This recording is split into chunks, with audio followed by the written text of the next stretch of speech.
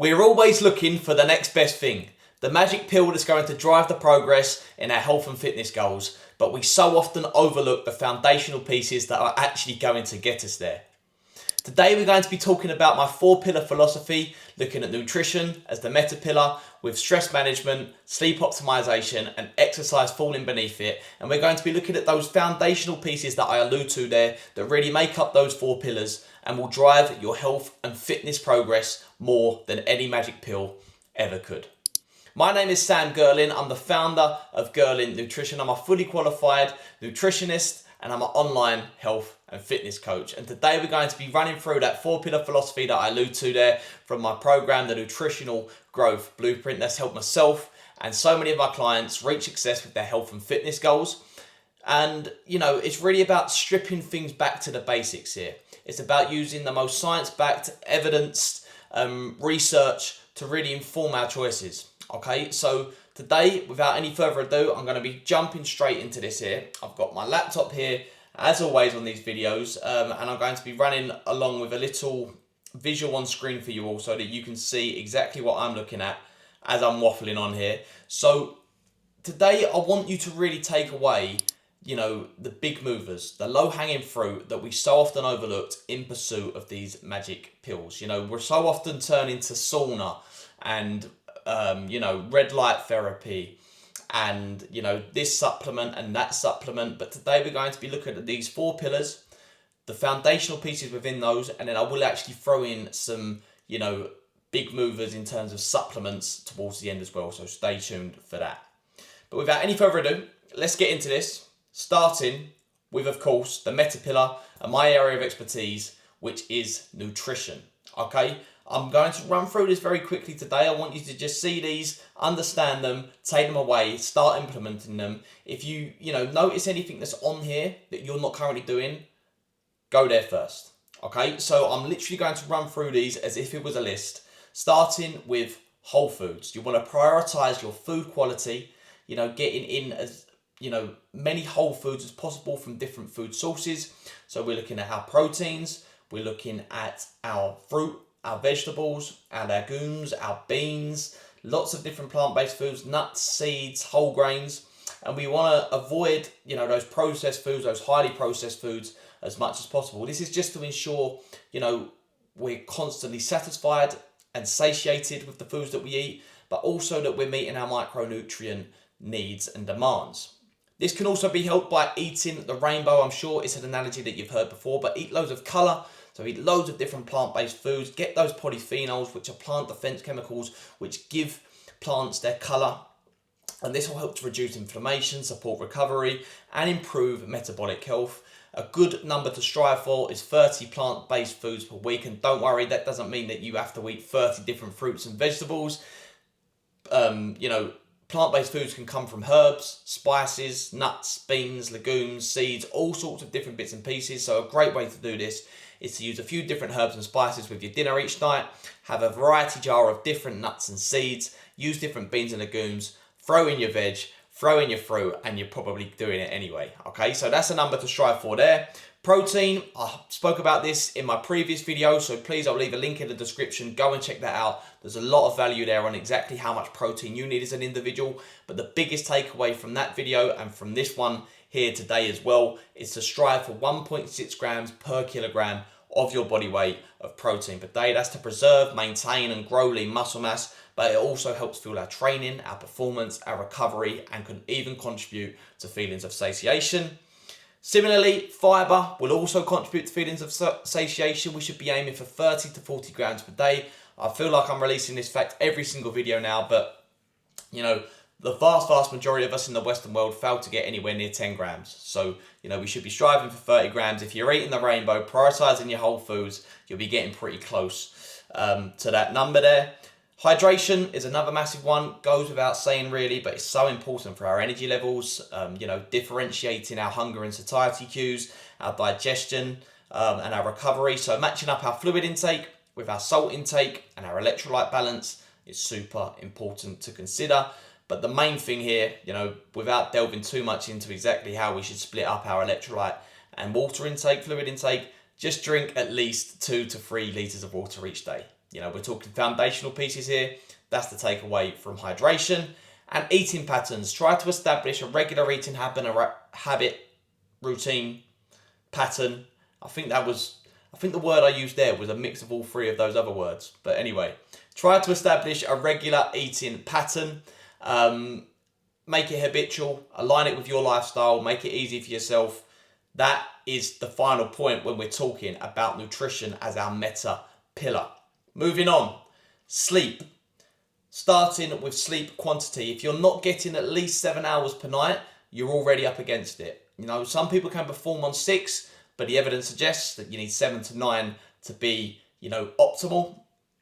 We can also look at our sleep environment. Okay, excuse me, I'm just going to clear my throat here. I had to get that done. Looking at environment, so you want a cool, dark and quiet room. That's the fundamental for your sleep environment. If you can introduce a slight breeze, that's great, but also managing your bedding situation as well. This is another environmental factor that we control. Again, it ties into, keeping the room nice and cool, but if we're wearing thick duvets during the summer rather, we're going to be up against it. So manage those variables, control your sleep environment as much as possible. And then again, circadian rhythm. So similar to your eating pattern, try to establish a consistent wake and sleep routine. Okay, try to wake up to some morning sunlight.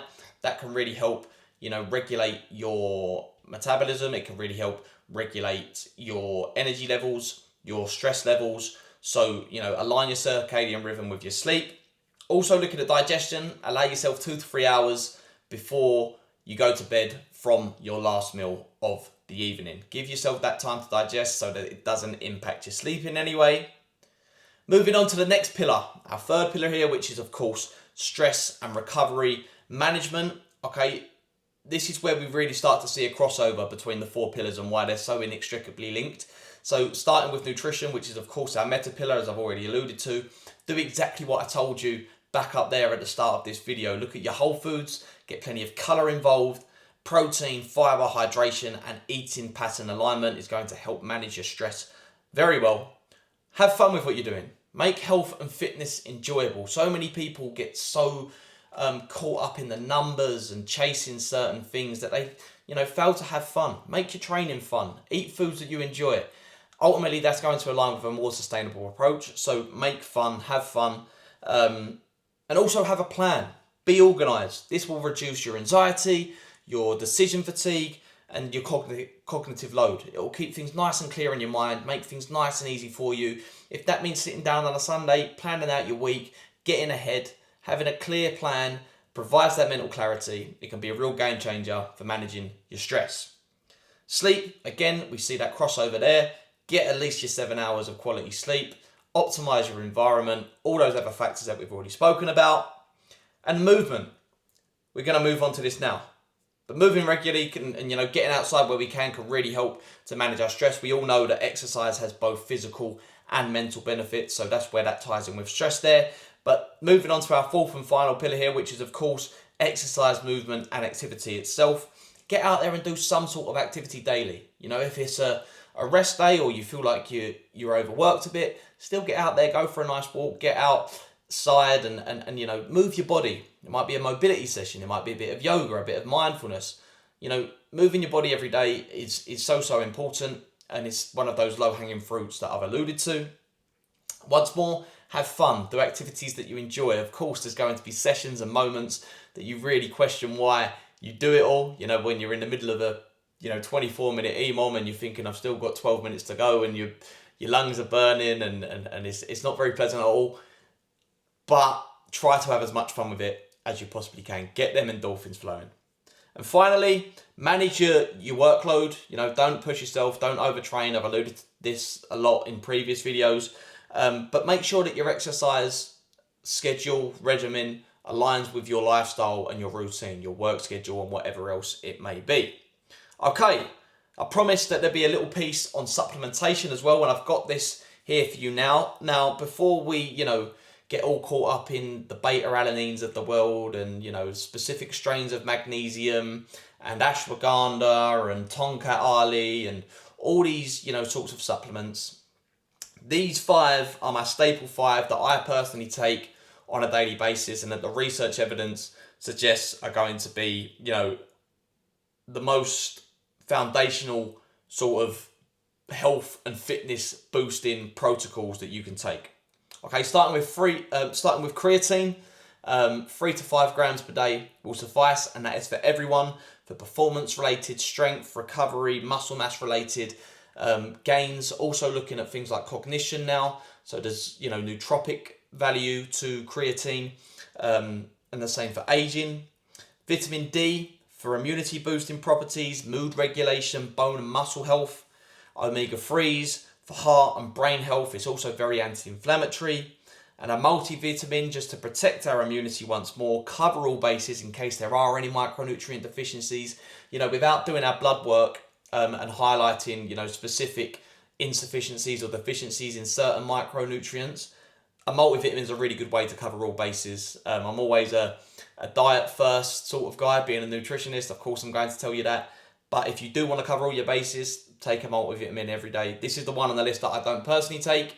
Perhaps maybe I should try it, but I have in the past and find that I prefer to take that whole food approach. But if you're particularly fussy with your food, or you know that you don't necessarily get micronutrients from a wide variety of different sources, then a multivitamin is a good go-to. And finally, electrolytes, especially, if you're watching this channel, I assume you're quite like me, you're very active, you're constantly exercising, you've got, certain fitness goals.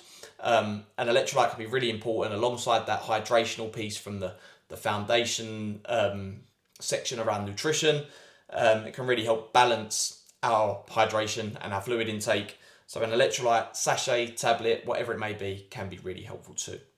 But that is me touching on the foundational pieces to your health and fitness. We've run through my 4-pillar philosophy there. And I just want to round things out here by saying, before you do consider anything like ice baths, specific macronutrient splits, certain adaptogens and supplements and blue light glasses and beta-alanine and, red light therapy, get these foundational pieces right first. Slow down and ask yourself, am I missing any of these foundational behaviors and habits? And if the answer is even partially yes to any of these, then that's where you want to be focusing first. Okay, look at your nutrition, your meta pillar, look at your sleep, your stress, and your exercise.